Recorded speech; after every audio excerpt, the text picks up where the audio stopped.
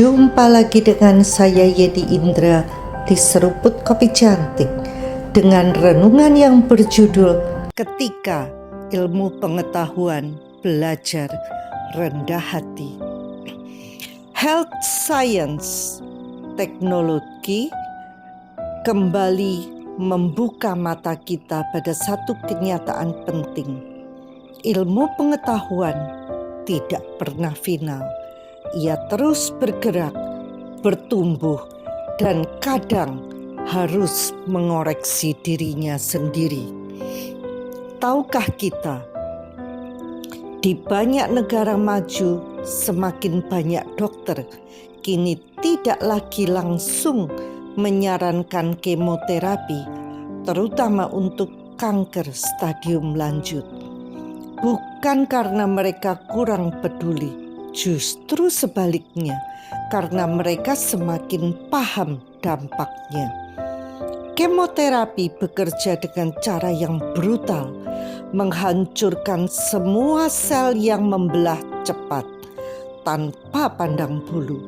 Sel kanker hancur, ya, tapi bersamaan dengan itu, sel-sel imun yang menjadi benteng pertahanan tubuh juga ikut hancur.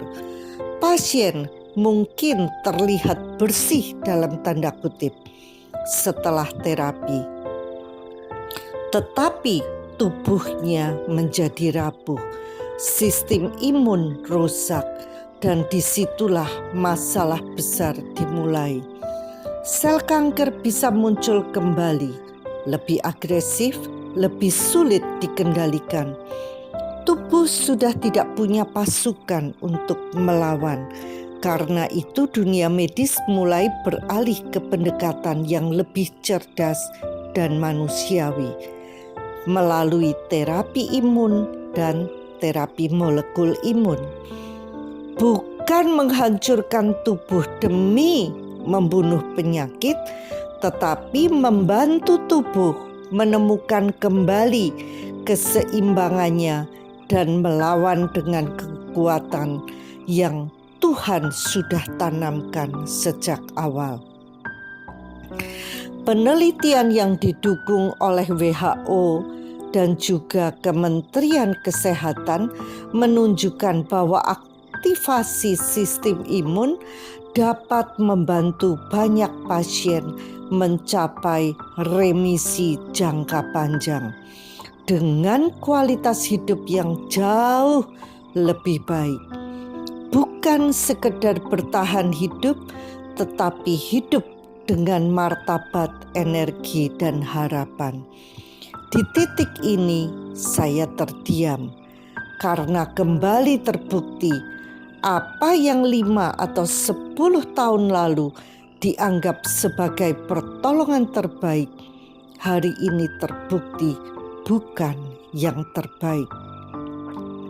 Bahkan bisa membahayakan. Lalu muncul pertanyaan yang tidak nyaman tapi jujur. Berapa banyak penderita kanker yang akhirnya meninggal bukan karena kankernya, tapi karena sistem imun mereka dihancurkan terlebih dahulu? Saat imun tubuh dilemahkan, apapun bisa menjadi fatal. Virus ringan, bakteri biasa, infeksi kecil yang seharusnya bisa dilawan tubuh dengan mudah. Saya teringat pengalaman pribadi bersama Pak Indra. Saat Pak Indra divonis autoimun, ia langsung diberi imunosupresan, obat yang menekan sistem imun. Secara teori itu dianggap standar, tetapi yang terjadi justru sebaliknya. Tubuhnya diserang oleh 4 virus. Salah satunya adalah virus yang biasanya hanya menyerang anak di bawah usia 2 tahun. Virus yang seharusnya tidak berpengaruh pada orang dewasa. Mengapa bisa begitu? Karena sistem imunnya ditidurkan. Istilahnya halus, tapi dampaknya nyata. Tubuh tidak lagi punya kekuatan untuk mempertahankan diri. Yang lebih mengejutkan, setelah berbagai tes lanjutan dilakukan, semua hasil tes menunjukkan autoimun ternyata negatif. Tidak ada bukti kuat bahwa ia menderita autoimun seperti yang didiagnosis sebelumnya. Di situ saya belajar satu hal. Penyakit tidak selalu bisa diselesaikan hanya dengan protokol. Diperlukan hikmat, dan hikmat sejati bersumber dari Tuhan. Ilmu pengetahuan itu baik, sangat baik, tetapi ia bukan Allah. Ia adalah alat, dan alat terbaik pun harus dipakai dengan hikmat. Karena tubuh kita bukan musuh penyakit. Tubuh kita adalah senjata paling kuat yang Tuhan ciptakan.